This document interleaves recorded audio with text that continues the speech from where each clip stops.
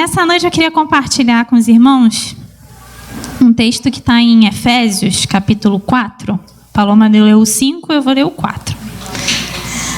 Efésios, no capítulo 4. A gente vai passear em alguns textos hoje, mas vamos começar aqui com Efésios, no capítulo 4, versículo 1. À medida que você for achando, vai se colocando de pé, para a gente poder ler esse primeiro texto. Glória a Deus. Efésios, capítulo 4, versículo 1. A Bíblia diz assim: como prisioneiro no Senhor, rogo-lhes que vivam de maneira digna da vocação que receberam. Amém. Vamos orar. Senhor Deus e Pai, queremos te agradecer, Deus, por essa noite, Deus. Obrigado pelos louvores, porque o Senhor habita no meio dos louvores, Senhor. Obrigado por essa porta aberta, obrigado pela oportunidade que temos de nos reunir na Tua presença, na Tua casa, Senhor. Deus, nessa noite pedimos que mais uma vez o Senhor faça o que só o Senhor pode fazer, Deus. Declaramos, Senhor, que esse lugar, Deus, é um lugar de adoração, Senhor. Nessa atmosfera, a cura, Senhor, a libertação, Senhor, a salvação, Deus. Espírito Santo, Senhor, te pedimos, sopra, Senhor, dos quatro cantos sobre esse lugar nessa noite, Deus. Quebra cadeias, Senhor. Em nome de Jesus, ilumina, Senhor, os nossos corações nessa noite. E que nós possamos sair daqui cheios, Senhor, transbordando, Senhor, com uma porção nova, Senhor, da Tua palavra, Senhor, aos nossos corações, Deus. Tira, Senhor, toda a distração, Senhor, tudo aquilo, Senhor, que nos atrapalha, Senhor, de receber a Tua palavra, Senhor. Mas nós declaramos que os nossos ouvidos estão atentos, Senhor, que o nosso coração, Deus, é uma boa terra, Senhor, para a Tua semente, Deus. Em nome de Jesus, que eu possa diminuir e que o Senhor cresça. Em nome de Jesus. Amém. Amém. Você pode se assentar.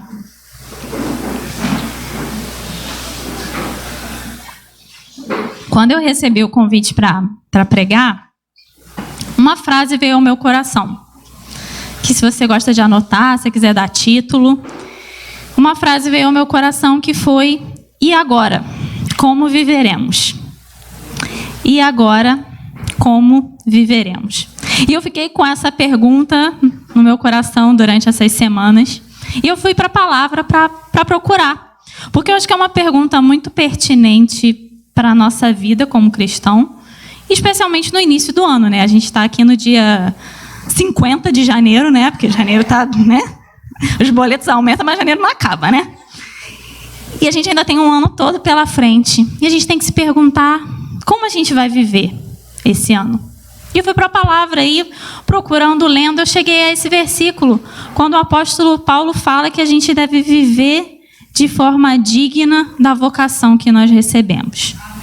E essa é uma vocação que não diz respeito somente a um pastor ou a um líder, um diácono, mas ela diz respeito a todos nós enquanto cristãos. Nós todos fomos vocacionados pelo Senhor para sermos seus discípulos, para sermos sacerdotes, para sermos embaixadores do reino de Deus.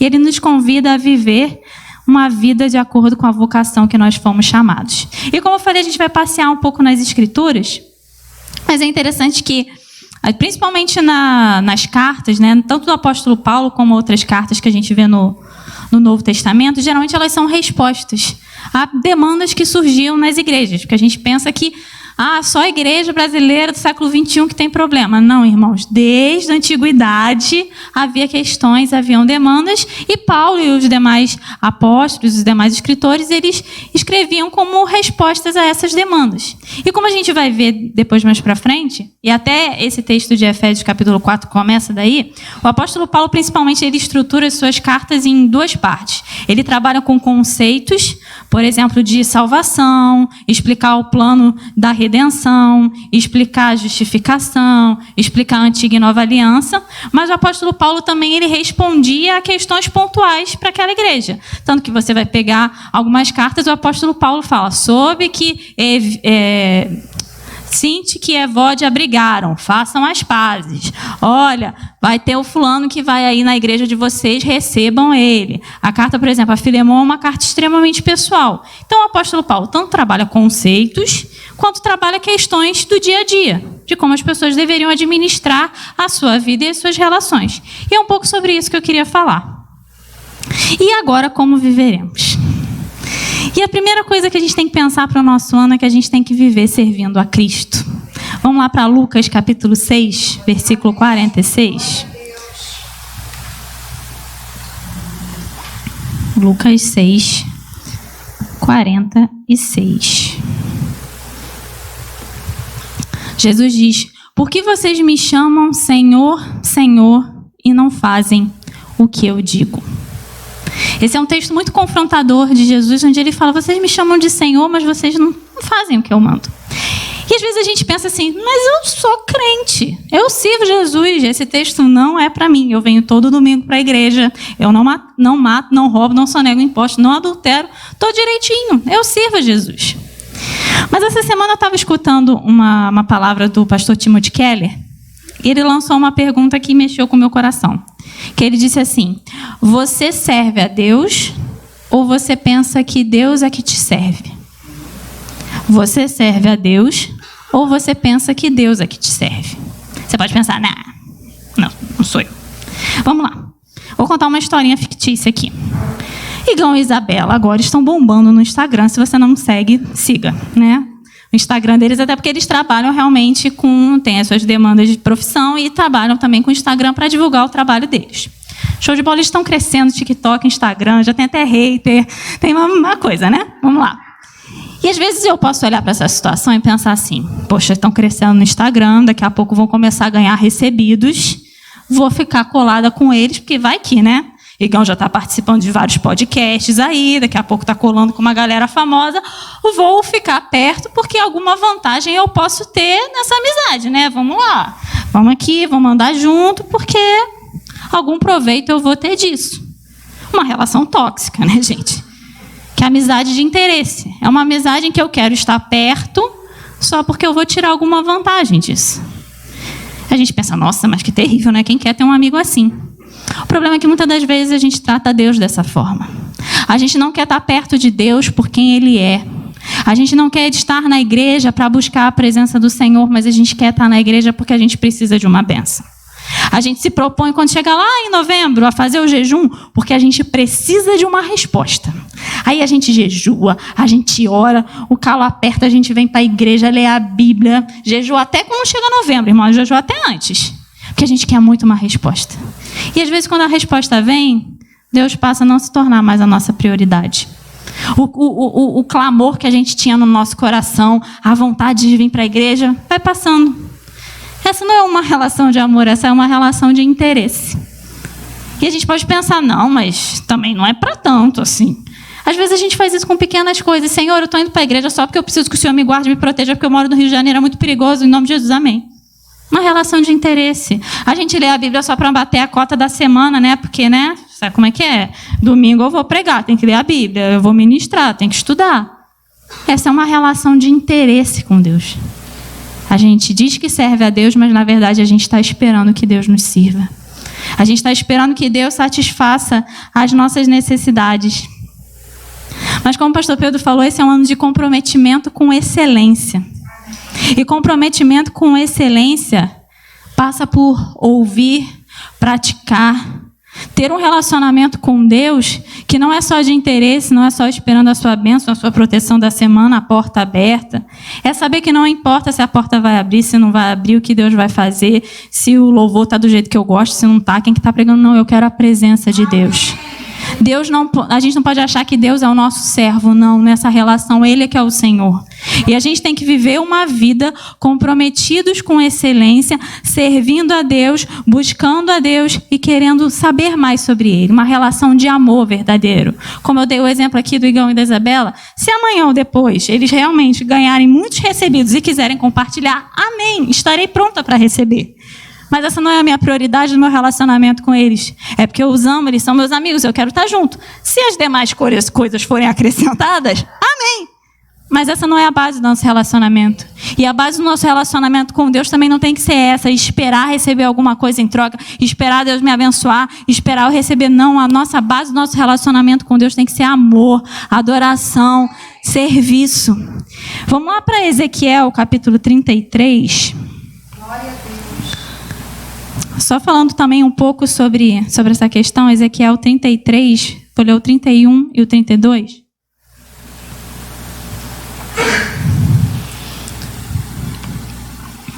Ezequiel 33, versículo 31 e 32, é um texto meio pesado, mas eu prometo que assim, a mensagem vai indo, ela vai amaciando no final, tá, gente? Diz assim: o meu povo vem a você, Deus falando com Ezequiel, o meu povo vem a você como costuma fazer, e se assenta para ouvir as suas palavras, mas não as põe em prática. Com a boca eles expressam devoção, mas o coração deles está ávido por ganhos injustos. 32. De fato, para eles você não é nada mais que um cantor que entoa cânticos de amor com uma bela voz e que sabe tocar um instrumento, pois eles ouvem as suas palavras, mas não as põem em prática. Essa é muitas das vezes a nossa realidade quando a gente vem para o culto. A gente vem para a igreja, escuta o louvor, canta uma bela voz, toca-se um belo instrumento e pronto, já fui para a igreja essa semana. Mas o que o Senhor quer para nós é uma geração que tem amor por Ele. Como diz em Jeremias capítulo 20, versículo 9, nem precisa abrir, mas que a palavra diz que a palavra do Senhor é como um fogo em meus ossos, como um fogo no nosso coração. E esse tem que ser o desejo do nosso coração, de nesse ano de 2023, como viveremos? Viveremos em amor, viveremos comprometidos com excelência, viveremos em adoração e serviço, tendo o amor a Deus como a nossa prioridade, independente do que Ele vai fazer. Eu creio que o Senhor vai fazer, Ele vai abrir portas, Ele vai derramar bênçãos, mas essa não é a motivação do meu coração. A minha motivação é estar aqui para adorar, a minha motivação para ler a palavra não é para bater a meta da semana, não, é para conhecê-lo, para amá-lo. Essa tem que ser a forma como a gente vai viver o nosso 2023. Continuando. E agora como viveremos? João capítulo 13, versículo 34 e 35. João 13, 34 e 35. Como viveremos? Um novo mandamento dou a vocês: amem-se uns aos outros. Como eu os amei, vocês devem amar-se uns aos outros. Com isso, todos saberão que vocês são meus discípulos, se vocês se amarem uns aos outros. Como viveremos? Viveremos em unidade e em amor. Esse é um desafio, eu sei. Quando a gente pensa, assim, a gente lê os evangelhos, a gente às vezes acha que estava tudo bem. Que todo mundo se amava, que Jesus veio, aí a galera se reuniu, todo mundo sentou na Santa Ceia e tal, e depois a igreja veio, tá tudo bem, ninguém tinha conflito. Não, irmãos. Quando Jesus veio, havia uma série de tensões em Israel. Tinha, por exemplo, os saduceus e os fariseus, que era uma questão teológica, digamos assim, religiosa da época. Tinha os zelotes, que era a galera que queria resolver as coisas na base da briga, digamos assim. Tinha os cobradores de impostos, como, por exemplo, Mateus, que ninguém gostava deles, porque eles eram judeus que trabalhavam para os romanos. Aí tinha as pessoas que eram marginalizadas. Tinha os leprosos, tinha as pessoas que estavam em algum tipo de situação de rua da época. Tinha, por exemplo, a própria situação das mulheres, que, enfim, não eram valorizadas. Enfim, tinha todo tipo de situações. Fora a corrupção religiosa que se tinha, né? A Bíblia fala que tinha que ter um sumo sacerdote, e nessa época a gente lê vários sumos sacerdotes. Então, estava uma bagunça. E nesse contexto, Jesus chega com todas essas diferenças e fala: vocês têm que se amar uns aos outros. E essa vai ser a diferença. Quando vocês são meus discípulos, vocês se amam, e o mundo lá fora vê que vocês se amam, e eles reconhecem. Porque, gente, o esperado é o caos. O esperado é a discórdia, é a guerra, é a briga. Ai, fulano brigou, óbvio. A gente é pecador. O mundo jaz no maligno. O esperado é ter briga no Twitter. Esse é o esperado da sociedade, meus irmãos. A diferença está aqui. A diferença, o revolucionário, é a gente se amar um ao outro. O revolucionário subversivo é a gente viver como discípulo de Jesus e a gente se amar um ao outro e as pessoas lá fora ficarem confusas, falando: como pode? Na mesa de Cristo está sentado o zelote Judas e o cobrador de impostos Mateus. Na mesa de Jesus está sentado Pedro, o pescador, e Lucas, o médico. Na mesa de Jesus está sentada Maria Madalena, que era alguém que a sociedade olhava para ela, tinha uma procedência duvidosa. E está sentado na mesa de Jesus Paulo, que era fariseu de fariseus, judeu premium, mas assassino de cristãos. E todos eles Jesus chamou e falou: vocês sentam na minha mesa, vocês são todos bem-vindos, senta. E é nessa unidade que a igreja tem capacidade de impactar o mundo. Quando as nossas diferenças são deixadas de lado e a gente se ama. Quando nós somos o reflexo do amor de Deus, quando nós somos reflexos do amor de Cristo, esse é um mandamento, não é uma escolha. Não é se eu gosto, não gosto, não. É um mandamento. A unidade do corpo de Cristo é um mandamento, e mais do que isso, é uma marca de que somos discípulos. É quando a gente se ama um ao outro. E como eu falei, o apóstolo Paulo, ele estruturava muito as suas cartas em conceitos teológicos, digamos assim, conceitos práticos. E aqui eu falei um pouco sobre esse conceito da gente se amar um ao outro e essa ser uma marca do discípulo. Mas voltando lá para Efésios capítulo 4, hoje a Sara está trabalhando ali no Data Show. Efésios capítulo 4, versículo 2. Paulo dá conceitos práticos para questões práticas da igreja. Porque é uma coisa que eu converso muito com o Igor, que eu falo assim, amor, o evangelho tem que dar resposta para o meu dia a dia. A minha vida tem que ser transformada por Cristo. Não é só porque eu oro e falo em língua, não, mas é porque eu preciso me relacionar com outros de uma forma diferente. Efésios capítulo 4, versículo 2. Eu vou ler o 2 e o 3, tá? Sejam completamente humildes e dóceis. E sejam pacientes, suportando uns aos outros com amor. Vamos começar daí.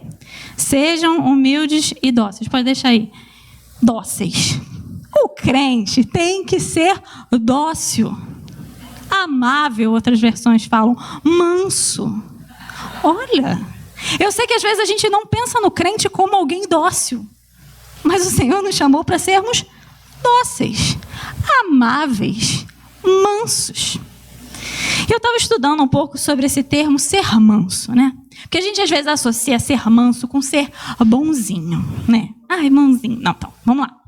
Manso, eu estava vendo que é um termo aqui usado por Paulo, também quando era uma palavra usada também para animais. Opa, caiu. Não caiu não, voltou. Paulo usa esse termo também, é um termo usado também para a questão dos animais. Porque, por exemplo, animal, vamos pegar um exemplo aqui mais próximo da nossa cultura. Cachorros. Quando você vai na casa de alguém e essa pessoa tem um cachorro, especialmente se ele é um cachorro grande, você chega na casa da pessoa e você faz aquela clássica pergunta se você quiser ter um contato com o animal. Posso brincar com ele? Ele morde, né? Aí o dono falou que não, vai tranquilo, que ele é manso. O que significa isso? Que ele tem o potencial para te morder e arrancar o seu braço. Mas ele não vai fazer isso, porque ele é manso. Ele não vai te morder, porque ele é manso. E isso, meus irmãos, trazendo aqui para o lado do cachorro, e pega um mistério aí. Ser manso não tem a ver com o tamanho do doguinho. Tem doguinho que é pequeno, morde pra caramba, né? E tem doguinho que às vezes é grande e é bobão. E às vezes isso também tem a ver com a gente. Às vezes a gente acha que é pequenininho, tudo quieto, não faz mal, não. Às vezes morde, tá? E o Senhor nos chama para ser mansos, porque o manso não é aquele que é grandão ou pequeno, ou late mais, tem gente que late mais, tem gente que late menos, sabe como é que é? Mas o manso é aquele que às vezes ele tem o potencial para fazer mal, mas ele não faz. Ele tem o potencial para morder o irmão do lado, mas ele não morde. E o Senhor nos chama para sermos mansos. O cachorrinho, ele é domesticado. Por isso que ele não morde. Se você for para a natureza tentar fazer isso com um lobo, tchau, irmão, né? Mas o cachorro, ele é domesticado.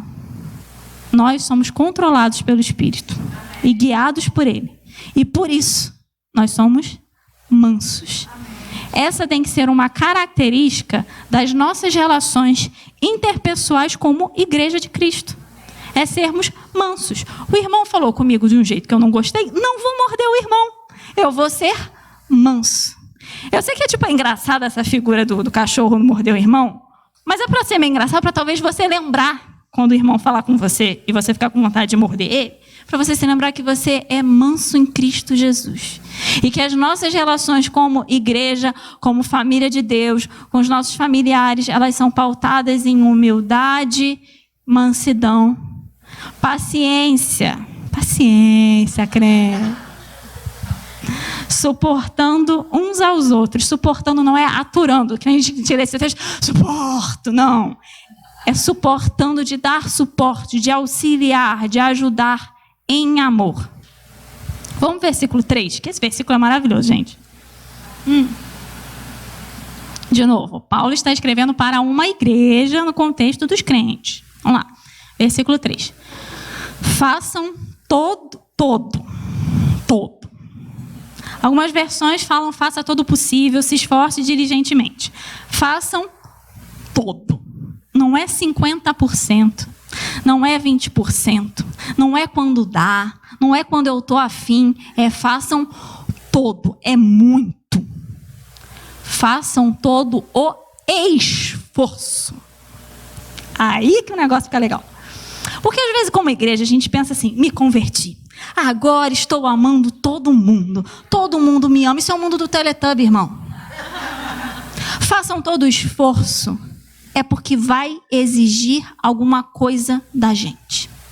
Se tem esforço, é porque não é, vou usar a palavra do Igão, orgânico. Não é natural. Nem sempre vai ser fácil.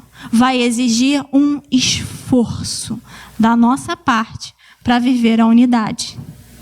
A gente vai ter que se esforçar para ser unido. Ou seja, às vezes, não vai ser automático, fácil. Não, vai exigir alguma coisa da gente. A gente continuar unido.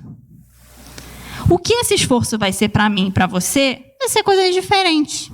Para algumas pessoas que talvez sejam um pouco mais falantes, talvez esse esforço para se manter unido significa falar menos. Significa não falar tudo que vem na cabeça, não emitir todas as opiniões que você acha que tem que emitir. Às vezes não vai edificar, só guarda. Mantenha a unidade. Para outras pessoas, esse esforço talvez vai exigir uma reorganização de agenda. Irmão, isso. Que às vezes a gente pensa que o esforço, vou ter que matar o espiritual. Também. Mas às vezes o esforço vai ser, poxa, eu ia no cinema hoje, mas não vou não. Eu vou para uma atividade que vai ter na igreja. O esforço vai ser esse, abrir mão de uma coisa que você queria fazer para estar em comunhão com seus irmãos na unidade do corpo de Cristo. Prático. Tem um grande... É prático. Talvez para algumas outras pessoas, o esforço vai ser estar presente. Às vezes a pessoa é mais quieta, mais introvertida, mais na dela. Eu, por exemplo, eu sou uma pessoa super silenciosa. Eu sei que eu estou falando aqui, mas quem me conhece sabe que eu estou gastando aqui a minha cota de palavras do mês inteiro. Porque eu sou quieta, eu sou na minha, eu sou silenciosa, eu falo pouco, né? Geralmente na roda das meninas eu estou ali, só ali, né? Ficando ali. E as meninas estão aqui, ó, falando em vários assuntos, e vários decibéis, e várias palavras. E eu estou aqui, me esforçando na união no corpo de Cristo. Porque eu sou assim. É um esforço, às vezes, da minha parte. O esforço, por exemplo, da minha parte, às vezes, é falar. Para algumas pessoas, eu sei que é muito improvável isso, mas falar, para mim, é um esforço. Ontem mesmo, o Igor estava trabalhando, ele me mandou mensagem. Falou, e aí, amor, como é que foi lá o encontro vertical e tal? Me manda mensagem aqui. Eu olhei e falei, ai, vou ter que falar. Aí eu falei, quando chegar em casa de noite eu te conto. Aí ele chegou em casa, e aí, como é que foi? Eu falei, tem foto, toma. Não, mas conta, quem que estava, quem que falou, que isso aqui. Eu falei, tem que explicar tudo. Para mim falar é um esforço. Às vezes, tá numa roda e contar, às vezes contar o meu problema. Dividir, compartilhar, às vezes é um esforço para mim. Porque as pessoas, o Igor sempre brinca, ele fala, amor, você gosta muito da igreja, você gosta de... Eu falo, é que eu estou treinando o meu esforço há mais tempo. Mas a gente precisa se esforçar para estar junto. A gente precisa se esforçar para manter a unidade, para não brigar tanto por besteira. A gente precisa se esforçar. O que eu quero destacar nessa palavra é o esforço. Não vai ser natural às vezes, mas vai valer a pena a beleza na unidade do corpo de Cristo. Estava até compartilhando com o Igor, que ontem foi muito legal, né? O encontro do pessoal do Vertical foi uma bênção. E a beleza da gente ser igreja é que no momento que separou lá os casais e tal, o Alan e a Paloma trouxeram a palavra, foi uma bênção. E aí no final eles falaram, se alguém quiser compartilhar alguma coisa e tal. Aí primeiro a Jaque compartilhou algo. Sempre, né, a Jaque? Aí, o pessoal aqui, sabe o quê? E a Jaque chegou no final e compartilhou algo e me edificou. Porque eu olhei e falei, poxa, que bênção. A Jaque é casada há mais tempo do que eu. Então, eu preciso ouvir dela, porque ela tem algo para me ensinar. E deu um tempo depois, a Vitória compartilhou também um negócio, que também me edificou. E eu fiquei parada pensando, eu falei, gente, duas pessoas tão diferentes, temperamentos diferentes, jeitos diferentes, vivências diferentes, bagagens diferentes. Que lugar improvável para as duas estarem falando sobre casamento. Em nenhum outro contexto da vida, talvez elas estivessem paradas ali falando sobre casamento. Mas é na mesa do Senhor que isso é possível. É na mesa do Senhor que os diferentes, eles compartilham. E saindo dali, a gente sabe que cada um tem o seu Pedro, Tiago e João na vida, né? Todo mundo tem seu Pedro, Tiago e João, você sai dali e vai pescar com seus amigos, né? Mas na mesa do Senhor está todo mundo junto. Todo mundo compartilha a mesma ceia. E a gente tem que se esforçar por isso. A gente vai ter as nossas diferenças, os nossos gostos pessoais, amém, glória a Deus. Mas a gente precisa se esforçar pela unidade do corpo de Cristo. E é interessante ainda nesse versículo. Que ele diz esforçar para conservar. A gente não pode criar a unidade. Nós apenas conservamos. Porque a unidade já foi estabelecida em Cristo. Ele estabeleceu a unidade. Quando ele morreu na cruz, ele reconciliou consigo todas as coisas, inclusive o nosso relacionamento uns com os outros. Então o que Paulo está falando aqui é, Cristo estabeleceu. Agora é nosso trabalho manter, conservar. Cristo morreu, padeceu, para que nós fôssemos feitos irmãos, e hoje o nosso exercício é de conservar. Por isso é tão perigoso quando a gente se divide. Porque a gente quebra algo que Cristo estabeleceu e que pediu para a gente conservar. Isso é muito perigoso. Porque não fui eu nem você que criamos unidade. A gente não tem poder para isso porque a gente é pecador. Cristo estabeleceu a unidade. O nosso trabalho é conservar. E se a gente quebra algo que Cristo estabeleceu, isso é muito perigoso. Que a gente possa se esforçar para conservar a unidade do Espírito pelo vínculo da paz. O que nos mantém é a paz. Ou seja, sabe aquele famoso não quero guerra com ninguém? É isso. Em Cristo, eu não quero guerra com o irmão do meu lado. Em Cristo, eu posso permanecer unido com as pessoas, apesar das diferenças, me esforçando para estar junto, me esforçando para participar. E como eu falei, irmãos, são coisas práticas da vida. É estar junto no encontro do vertical, é estar junto aqui na oração das mulheres, é estar junto nas atividades que possam vir nesse ano. É a gente estar junto e para além daqui. É ligar para o irmão que está sumido e falar, vamos comer uma pizza. Poxa, vamos sair junto, vamos almoçar junto. E assim a gente vai conservando e ainda aumentando mais a nossa unidade. Como viveremos? Viveremos em unidade nesse ano, em nome de Jesus. Vamos continuar aqui? Como viveremos? Tiago capítulo 4, versículo 8. Tiago capítulo 4, versículo 8. A Bíblia diz assim: aproximem-se de Deus e Ele se aproximará de vocês. Pecadores, limpem as mãos e vocês que têm a mente dividida, purifiquem o coração. Como viveremos? Viveremos em arrependimento. Arrependimento na vida do cristão, ele não tem que ser só no momento da conversão. Tem que ser uma constância na nossa vida.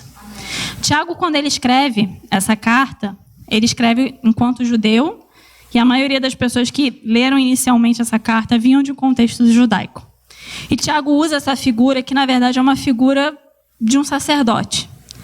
Ele começa se falando da gente se aproximar de Deus.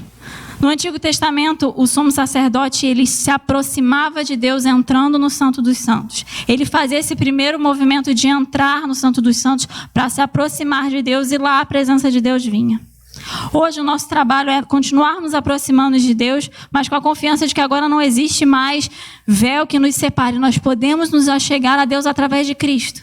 E o Senhor continua nos convidando a nos aproximarmos dEle, a buscarmos a Ele. E a promessa é de que Ele se aproximará de nós quando nós buscamos a presença dEle. Só que o interessante é que ainda usando essa figura do sacerdote, ele fala, pecadores, purifiquem as mãos.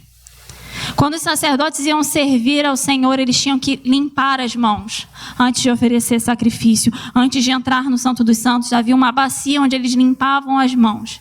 Isso era um símbolo. E Tiago usa essa figura também de símbolo da gente limpar as nossas mãos. O que isso quer dizer? Que para a gente se aproximar de Deus, a gente não pode se aproximar de qualquer maneira. Como eu falei, esse é um ano do comprometimento com excelência. E passa por esse local da gente limpar as nossas mãos, da gente se achegar na presença de Deus, reconhecendo que Ele é santo, que Ele é soberano e que a gente não pode se achegar a Ele de qualquer forma, oferecendo qualquer coisa. Nós nos achegamos a Ele limpando as nossas mãos, limpando a sujeira do nosso coração, olhando para a nossa vida e falando: Senhor, isso aqui é um pecado que eu não consigo superar, isso aqui eu estou errado, eu preciso de correção, isso aqui muda a minha vida.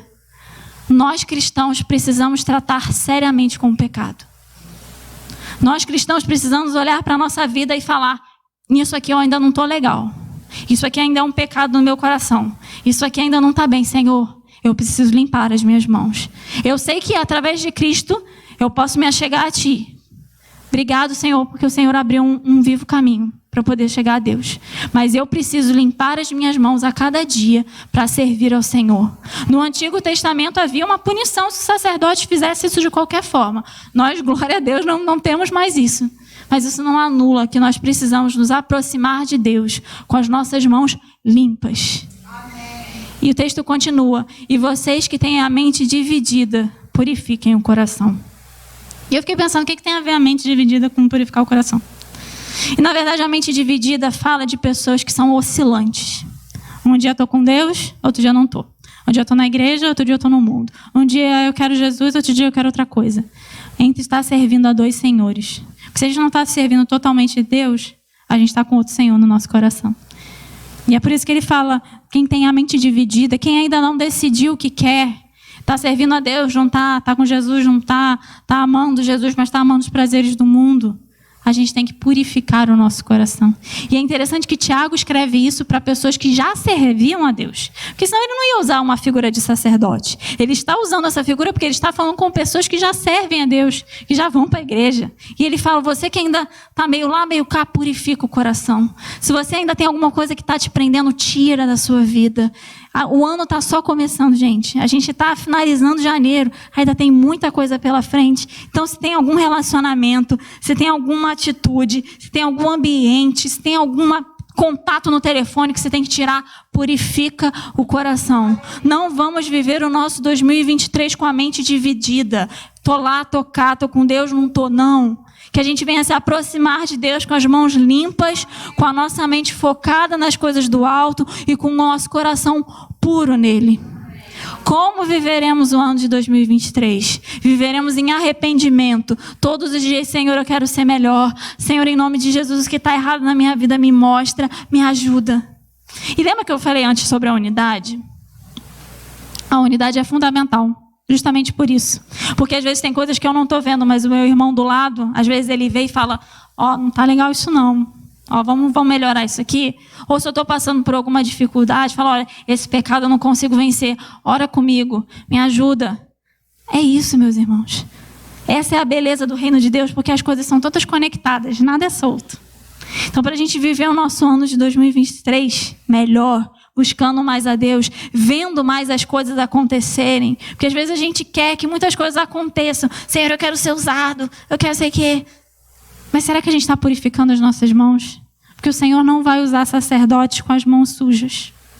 O Senhor quer que nós limpemos as nossas mãos, porque Ele quer fazer coisas em nós e através de nós. Então que a gente venha se achegar a Ele, buscá-lo, porque Ele se aproximará de nós. Continuando aqui, como viveremos o ano de 2023? 2 Coríntios capítulo 3, versículo 3. 2 Coríntios 3, versículo 3.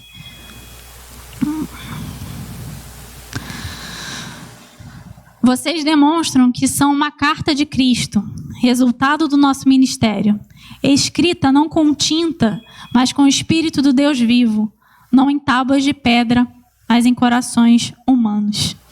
Como viveremos o ano de 2023? Como cartas vivas. Hoje pela manhã o pastor Tiago até falou um pouco sobre essa questão de cartas, né? Que é uma coisa assim, né? Como os incas faziam, né? Se perguntar para um jovem de 15 anos como se manda uma carta, ele não deve nem saber fazer isso. Mas esse contexto aqui do apóstolo Paulo é um contexto que o ministério dele estava sendo questionado. E naquele tempo tinha muita a questão de cartas de recomendação. Tanto que em algumas cartas de Paulo, a gente vai ver isso. No final da carta, às vezes, Paulo falava, olha, recomendo fulano. Quando ele for aí, recebam ele. Porque naquele tempo, como não tinha um WhatsApp, para você avisar que o fulano que ia lá era gente boa, era legal, você mandava uma carta, falava, fulano, vai aí, recebam ele. E o apóstolo Paulo estava tendo seu ministério aí questionado. E ele fala, olha, eu não preciso de carta de recomendação. Vocês são a carta. Vocês são o resultado do meu ministério. Vocês são a prova de que Deus está agindo na minha vida. Só que o que Paulo ainda levanta, que é muito maior do que o próprio ministério dele, é falar, vocês são cartas vivas do evangelho transformador de Cristo. Vocês são o resultado do que Cristo fez. Vocês são a Bíblia que os outros vão ler, como a gente fala, né? E nós temos que viver o nosso ano de 2023 e a nossa jornada cristã enquanto cartas vivas. Cartas que as outras pessoas vão ler. Estava comentando com o Igor essa semana que acho que boa parte dos brasileiros, especialmente, acredito eu, nas grandes cidades, já teve algum tipo de contato com uma igreja, já foi a alguma igreja alguma vez na vida. E é por isso que é tão importante nós vivermos como cartas vivas. Porque a igreja tem um monte, irmão. Só que na Doc Lobo tem várias igrejas. E amém, glória a Deus. Quanto mais melhor, o evangelho sendo espalhado. Mas nós precisamos viver um evangelho que realmente gere impacto na vida das pessoas. Sermos essas cartas vivas que as pessoas vão ler e vão falar, o evangelho transforma. Não, Jesus, ele é poderoso para fazer alguma coisa, porque essa pessoa, eu conheci o fulano antes, agora olha como é que ele está. E isso passa tanto por os nossos discursos, a gente falar sobre Jesus, nós precisamos comunicar o evangelho às pessoas. Passa pelo nosso testemunho pessoal, porque não tem coisa pior do que você ouvir. Mas fulano disse que é crente, mas olha como ele vive. Nosso testemunho tem que ser compatível com as nossas palavras. Então nós temos que dar bom testemunho no nosso trabalho, na nossa escola, na forma como a gente se comporta. A gente tem que dar bom testemunho como cristão. Há sim uma moralidade em ser cristão. E nós precisamos também sermos cartas vivas do poder de Deus. A gente tem falado muito sobre isso nos últimos cultos, em sermos ousados, em orar pelas pessoas, em falar, não, eu vou orar por você, se Deus vai curar, se Deus não vai curar, eu não sei, mas eu vou orar por você, vou orar pela sua família. Você é uma testemunha do poder de Deus. Nós temos que ser essas cartas vivas que comunicam o poder transformador do Evangelho. As pessoas já conhecem várias igrejas, as pessoas conhecem as músicas da Aline Barros, glória a Deus pela vida dela, as pessoas já conhecem tudo. Mas nós precisamos ser aqueles que vão, no 1 a 1, comunicar. Eu dei o exemplo aqui da Aline Barros, porque, glória a Deus, ela é alguém que tem falado, cantado nesse país há tantos anos, e que ela continua impactando. Mas, às vezes, no 1 a 1, a gente vai gerar esse impacto de falar, de comunicar, de orar pela vida das pessoas, de dar bom testemunho no nosso trabalho. Nós somos as cartas vivas que o mundo espera ler. E o que nós temos feito? Será que nós temos comunicado? Será que o nosso testemunho é compatível? Será que nós temos sido ousados? E como eu falei, isso é uma progressão. Essa palavra é uma progressão. A gente não pode querer ser carta viva e impactar o mundo se a gente não busca o Senhor. Se a gente não purifica as nossas mãos. Se a gente não está em comunhão. Se a gente não decide servir a Deus. Para nós sermos cartas vivas, nós precisamos passar por todo esse processo. Senão vai ser apenas um discurso. Vai ser apenas um Jesus é legal e é isso aí. Não, Jesus é muito mais do que isso. E nós somos as pessoas que vão comunicar. Nós somos as pessoas que vão ser as cartas vivas. Como viveremos esse ano? Como viveremos as nossas vidas? Viveremos como cartas vivas do Senhor. A gente já está fechando aqui. Mas nesse último ponto, eu quero ler Colossenses 1:27. Desculpa. Colossenses 1:27.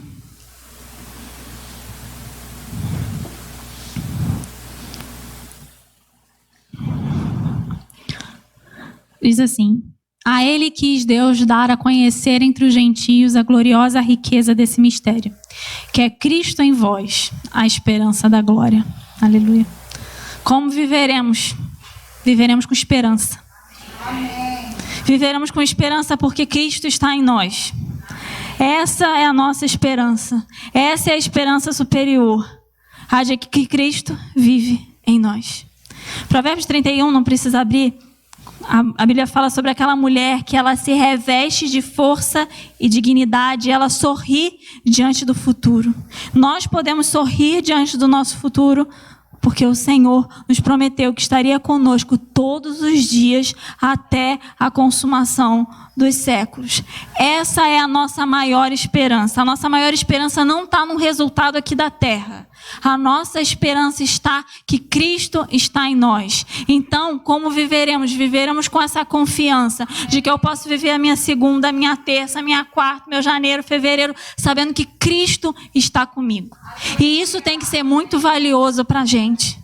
Isso tem que ser o mais valioso de tudo. Saber que não importa as circunstâncias, Cristo está conosco. Cristo está em nós. E essa é a esperança da glória. É saber que eu posso nessa vida nunca ter uma mansão, mas que Jesus falou que tem uma morada celestial para mim. É eu saber que não importa o que acontecer, Cristo está comigo. Pode ser que você esteja passando por uma situação difícil. Você tem que fazer um exame. Você tem que ir numa consulta médica. Mas Cristo está com você. Você não está sozinho. Como o pastor falou por essa manhã. A gente vai passar por tribulações, mas com a certeza de que Cristo é o nosso refúgio. E essa é a nossa maior esperança. Cristo está em nós. Você que talvez esteja feliz com alguma situação esse ano, com um novo emprego que você vai começar, com uma porta que se abriu, Cristo está com você. Você não está sozinho na sua alegria. Cristo também se alegra com a sua alegria. Ele se alegra com as coisas boas. Mas se você está passando também por uma situação de um diagnóstico ruim, Cristo está com você. Você não está sozinho. Ele prometeu que estaria conosco todos os dias. Quando você passar pelas águas, Ele está com você. Quando você passar pelo fogo, Ele está com você. Ele está com você. Essa é a nossa esperança. Você que é mãe solteira, que talvez cria os seus filhos sozinha, Cristo está com você. Ele vai ser o pai dos seus filhos, não se preocupa. Você que talvez é mãe, seus filhos já foram embora de casa, já estão criados, Cristo está com você. Quando você deita na sua cama sozinha, às vezes você pensa, Deus, eu queria um companheiro. Cristo é o seu companheiro. Cristo está com você. As gestantes da nossa igreja, Cristo está com a sua filha, Carol. Cristo já está com a Maria Alice. E Cristo vai estar com você no parto. Cristo vai estar com a Priscilinha no parto. Todas as mães que ainda vão ser mães na nossa igreja, Cristo vai estar com os bebês. Cristo vai estar no momento do parto, nas madrugadas trocando fralda, Cristo vai estar com vocês. Essa é a nossa esperança, Cristo em nós, essa é a esperança da glória. Essa é a nossa esperança, igreja. Nós não podemos colocar os nossos olhos nas coisas daqui, botar a nossa esperança no dinheiro, numa conquista, não na minha universidade, no meu emprego, no meu casamento, não. A nossa esperança é Cristo, porque ainda que tudo falhe, ainda que a figueira não floresça, Cristo está em nós. E essa é a nossa esperança, essa é a nossa alegria. É por isso que nós nos reunimos e é por isso que nós andamos em unidade, porque Cristo está em nós. Essa é a esperança da glória. Mas sabe o que é melhor disso tudo, meus irmãos? É que o Senhor nos prometeu em Mateus capítulo 28, não precisa saber, que Ele estaria conosco todos os dias até a consumação dos séculos. Todos os dias. E quando os séculos se consumarem, Apocalipse capítulo 21, versículo 3, diz que o tabernáculo de Deus está com os homens, e eles serão o seu povo, e o próprio Deus estará com eles. Essa é a nossa esperança. Quando os séculos se consumarem, Cristo estará conosco. Aleluia. E Ele enxugará dos olhos toda lágrima. Essa é a nossa esperança. Que ainda que a gente esteja chorando aqui, ainda que as coisas tenham saído do nosso controle, ainda que a gente não tenha o resultado que a gente espera, Ele enxugará dos olhos toda lágrima. E não haverá nem morte, nem tristeza, nem choro, nem dor. Essa é a nossa esperança. Um dia todas as nossas lágrimas serão consoladas. Um dia nós viveremos. Imagina, meus irmãos, viver sem dor, viver sem tristeza, viver sem lamento. E Cristo estará conosco. Essa é a nossa esperança. É saber que não importa quanto tempo vai passar, um dia nós estaremos com Cristo. Enquanto esse dia não chega, é Cristo em nós, a esperança da glória. Aleluia. Você pode se colocar de pé.